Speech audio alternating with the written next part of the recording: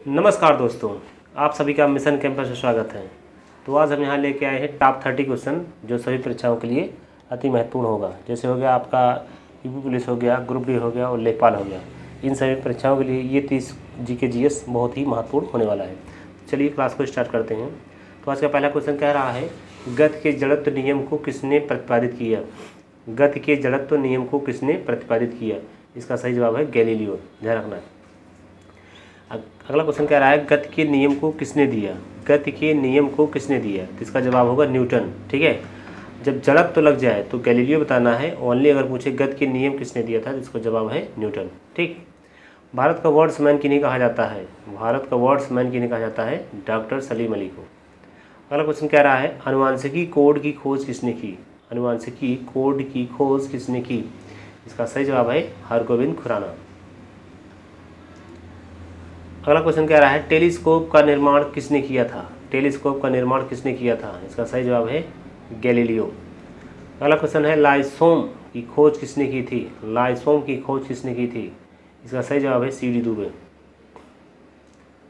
अगला क्वेश्चन कह रहा है, प्राकृतिक चयन का सिद्धांत किसने दिया था? प्राकृतिक चयन का सिद्धांत किसने दिया था? इसका सही जवाब है डार्विन। क्या जवाब है? डार्विन। ठीक।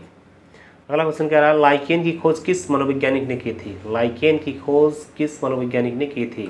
इसका सही जवाब है तुलास ने। अगला क्वेश्चन कह रहा है, सर्वप्रथम जीवाणु का पता किसने लगाया था? सर्वप्रथम जीवाणु का पता किसने लगाया था? इसका सही जवाब है ल्यूवेनहॉक। अगला क्वेश्चन कह रहा है, पेंसिलिन की खोज किसने की थी? पेंसिलिन की खोज किसने की थी? इसका सही जवाब है अलेक्जेंडर फ्लेमिंग। अगला क्वेश्चन कह रहा है, शैवालों का अध्ययन क्या कहलाता है? शैवालों का अध्ययन क्या कहलाता है? इसका सही जवाब है फाइकोलॉजी। ठीक है।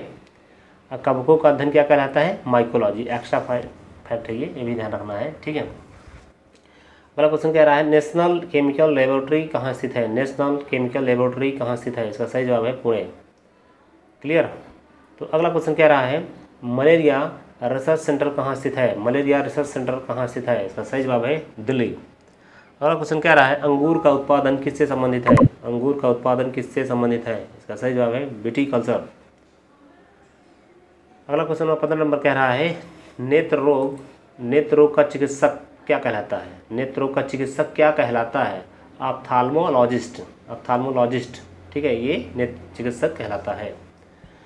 अकबर का जन्म कब और कहाँ हुआ था? अकबर का जन्म कब और कहाँ हुआ था? इसका सही जवाब है अमरकोट 1542 में। अगला क्वेश्चन कह रहा है, मानव चंद्रमा पर सर्वप्रथम कब उतरा था? मानव चंद्रमा पर सर्वप्रथम कब उतरा? इसका सही जवाब है 1969 को। अगला क्वेश्चन कह रहा है, जलियांवाला बाग नरसंहार के दौरान जनरल डायर को 1940 में किसने गोली मारा था?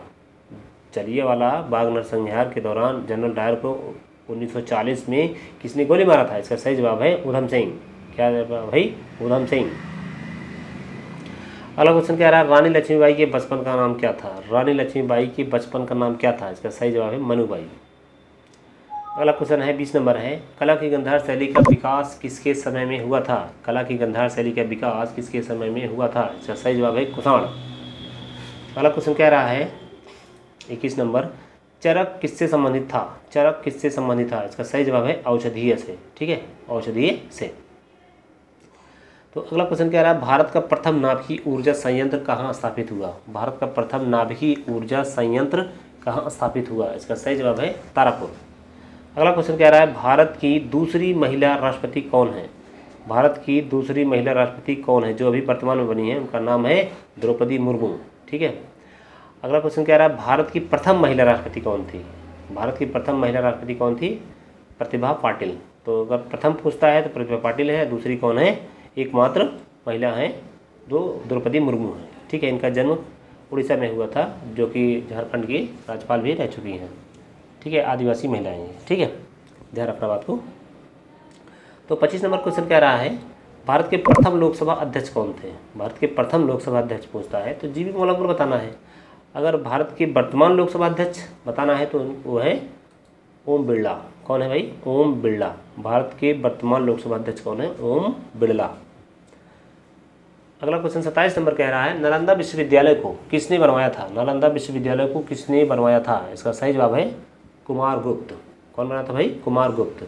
तो 28वां क्वेश्चन कह रहा है, सूर्य और पृथ्वी के बीच दो ग्रह कौन कौन है? सूर्य और पृथ्वी के बीच दो ग्रह कौन कौन है? इसका सही जवाब है बुध और शुक्र।